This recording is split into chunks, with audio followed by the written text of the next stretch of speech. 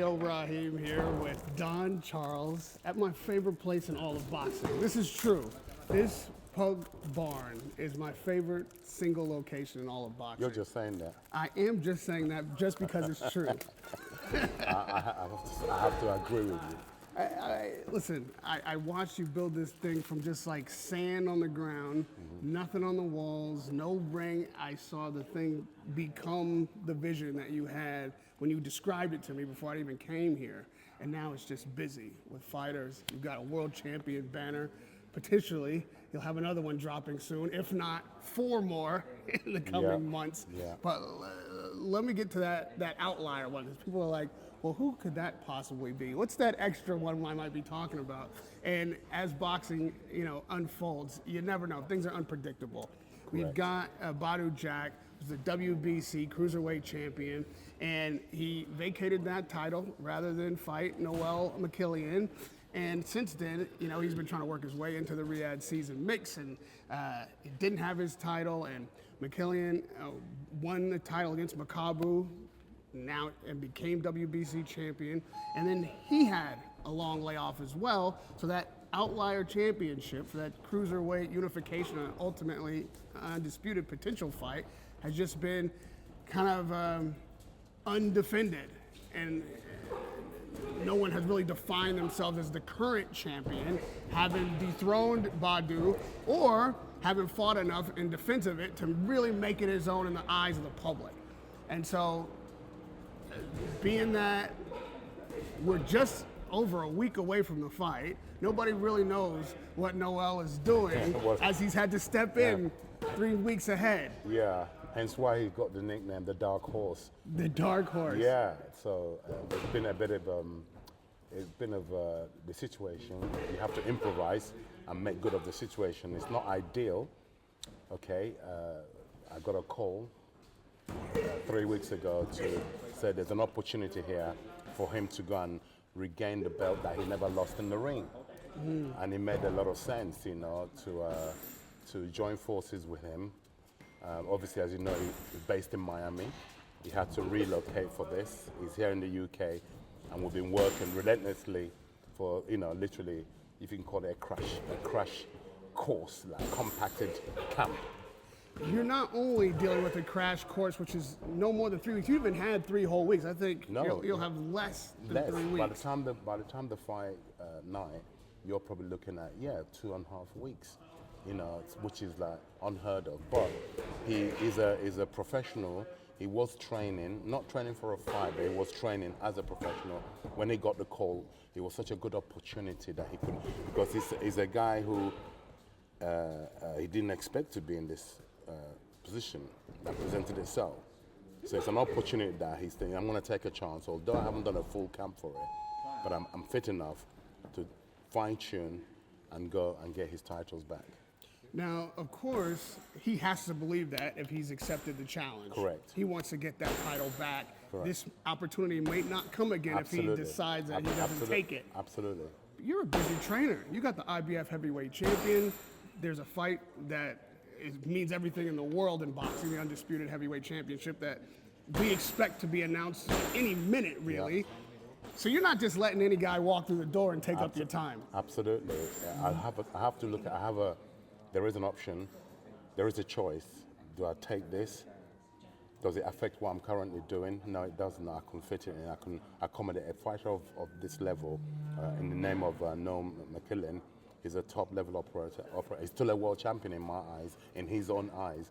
He never lost that belt in the ring. So he's still really the champion. He's just got to go there physically and reclaim what belongs to him. So for me, this is what I'm in it for, to train world champions and to work with such high-level athletes, and he fits that bill. You're also a very competitive guy. And like you said, you're in it to train world champions, not in it just to take a check and let a guy lose. No, absolutely. It's not about that. So what made you know in such a short period of time that Noel could do it, that you could take him over the line in such a short period of time? Right. The telephone conversation was, when you get yourself to the UK, let's do an assessment. We assessed him fitness-wise with a professional S&C coach that I work with, Samuel, and he passed the fitness test to where he is. Can we take him from there to over the line to be able to be competitive, to be able to get his belts back? And the answer was yes. With such a long layoff out of the ring, is that an advantage for you in the sense that at least he's not coming immediately from some other trainer or off an injury? He has been training, but he will have had you in his corner for the first time in any fight, Correct, and that's almost 3 years. Yeah, exactly. That's also a factor. We did have a trial. We met prior 10 months ago, just for one day trial. So we got the feel of each other, okay? And being at the top of my game, and him being at the top of his game levels, we're able to use our collaboration because we're operating at the very pinnacle of our sports. Me as a trainer, him as a fighter. So it's an easy thing for me to be able to make those adjustments. I have the experience, I have the eyes to know what I need to do to add to what he already has to go and get this belt. If I didn't think and believe that we're going to be successful in regaining his title, I would advise him, no, let's take a rain check for this one. But I'm really convinced to leave the UK, get on that plane, we're going there to seize those titles with not just 2 arms. We have to grow another pair of arms and seize them. It is a great opportunity. Badu Jack is a seasoned veteran. He Correct. didn't lose his title in the ring either. Yeah, correct. He vacated voluntarily, but that's not the same. No, it's not the same, He feels like he's still the world champion as Correct. well. You're coming up against that mentality and that kind of seasoned veteran. Where do you find your advantages with Noel? There's quite a few, namely the most obvious one is the age gap. Badu, I believe, is 41. Noel is a mere 34 years old at his prime. You know, and he's still very fresh as an athlete. He hasn't been in wars and, you know, in comparison to our opponent, Badu, you know. So we're not taking anything for granted. We're going there to do a professional job. I believe in God, but I believe in my guy. I really truly believe. I'm getting on that plane because I believe.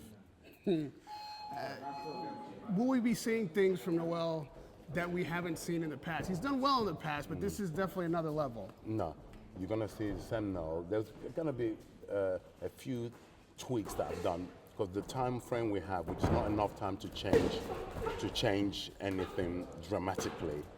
If it's not broken, don't mend it. That's a rule, isn't it? Right. I'm very happy with what he already has. He has plenty, enough in his makeup. Okay, fitness was what we would really paid attention to look to make sure he's got enough in the tank to be able to do a 12-round fight. Have we managed to ascertain that, to gain that? Yes, we have. You have kind of created a brand for yourself from Dubois, now Noel, and then of course back to Chisora, which was a bit of a different situation, but coming in with a fighter who is right on the cusp of being at world championship level, stepping in with a guy who may have some issues with layoff or mentality or whether or not, you know, he's in the right headspace to compete at the very top level. Noel has admitted to me that it was very difficult during the layoff with his promoter dispute and the politics of boxing. Yeah. Now to come back in with the disadvantage of a late notice, new trainer, which, you know, it's going to take some adjustment, and then feeling like he should be champion already. Yeah. How do you manage the mentality of warriors, and particularly Noel in this case, in situations that have so much baggage? Experience. I've put 25 years into this industry, experience, and also the personnel helps a lot. He has a great temperament, Noel. He has a great temperament, and he's a really keen student of the sport, so that makes my job easy. He listens. He hasn't brought any egos, walking around with an ego. He listens. He asks questions. Yeah, so it makes it a lot easier for the coach, for me, you know, someone with that type of temperament. Well, lastly on this, we're looking at a Final Four kind of setup for, that's an American term for college basketball. You got the last four, you're going to bottleneck it. We're probably going to get Apataya and Zurdo. And then, of course, we have Badu and McKillian. So how do you see, not looking past Badu, but how do you see the path for McKillian to get to undisputed? What's the ideal roadmap for him? Typical coach. I'm a safe player. eye on the ball. You touched on it. Eye on the ball, firmly on the ball, especially with the notification we've got. Not a lot. We haven't done a full camp, so bearing that in mind, eye on the ball is to. I will answer you your question in the next after we've gotten that belt, Yeah. physically gotten it in his hands. Ask me that question again. I'll I'll have to answer ask you you. good on May 4th. Yeah, yeah. Well, we know Alpataya is going to be against Zerto. How do you just see that matchup, irrespective of Noel in the equation? Apataya and And Zodo Zerto. fighting. Yeah. I'll side towards Zodo. Yeah, that's interesting. Why? Yeah. Why? Stylistically, Zodo is also a southpaw, isn't he? And southpaws hate fighting against southpaws. And if you ask me which southpaw would I bet, I would pick Zodo to beat Apataya. I would be remiss if I didn't ask you, being that we're so close to the super fight this coming weekend, your thoughts on Eubank Benn. It's a 50-50 fight. If Eubank Jr. can weather the storm for the first 4 to 5 rounds, if he can weather the storm, the heat that Ben will bring, I will side to down the stretch for Eubank Jr. to win, probably a late stoppage. Some have said that Conor, giving away the weight, not having fought at Eubank's level, really has no advantages in the fight. But you say it's 50-50. Where do you... 50-50 because of the styles of the fighting. Ben Jr. brings heat. The way he's built, his fighting style, very aggressive, front foot. So he's going to throw hell on Eubank Jr. in the first 4 to 5 rounds. He'll bring heat. He has to. It's the only way of him winning is by bringing pure heat. And if Eubank Jr. can withstand the heat, I think he'll take over. It means he's doing something right. Eubank Jr., he will take over from round 6 onwards and probably get a stoppage between inside the distance. Now, you are a father in boxing and has a son who's a boxer, as is the same is true for both of these young fighters. And in one corner, you have a father who's in the corner and supporting his son, and in the other one, maybe the chief critic of the fight in Eubank Sr. I'm curious, I asked you this question in particular because you understand this dynamic to an extent. What do you make of Senior's criticism of the fight and Junior himself? I'm a fan of Eubank Sr., but I'm very disappointed in the stance he has taken. His son, Junior, has gone publicly and said, "Dad, forgive me, I need you on my side for this fight."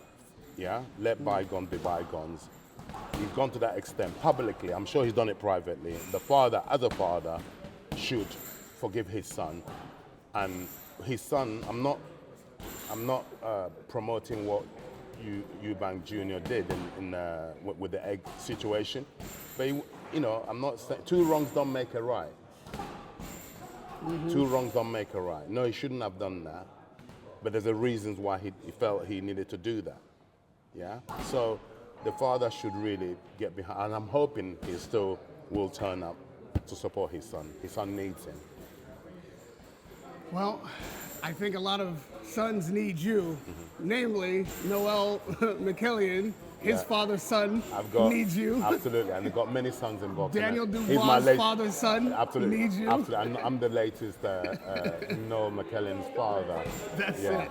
And I'm going to let you get to raising your boys. It's because these fights are imminent. Thank you for the time, as always, Don. I appreciate it. Thank you, Radio Rahim, and stay blessed. Yes, sir. At Pug Barn, Radio Rahim with Don Charles. Peace. Yes, Thank brother. You, appreciate it. Right, let's get it. Let's get it.